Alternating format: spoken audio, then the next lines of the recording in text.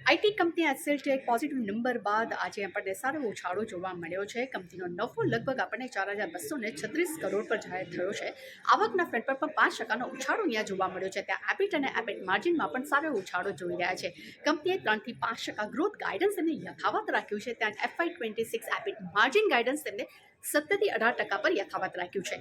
કંપનીની સીસી આવક જે છે તે અનુમાન કરતાં 2.4% પર રહી છે. ત્યાં જ કંપનીએ Q2માં $80 બિલિયન નવી ડીલ તેમને સાઇન કરી છે. સ્ટેન્ડ અલોન એઆઈ આવક રિપોર્ટ કરનારી આ પહેલી ભારતીય કંપની છે, જેમાં Q2માં તેમને એઆઈ આવક ગ્રોથ જે છે તે $100 મિલિયન થી વધુ છે. સાથે બ્રોકરેજ રિપોર્ટ પણ જાહેર થયા છે, જેમાં ખાસ કરીને જેફરીસ અને નોમુરા તરફથી આપણને બાય રેટિંગનો રિપોર્ટ જોવા મળ્યો છે.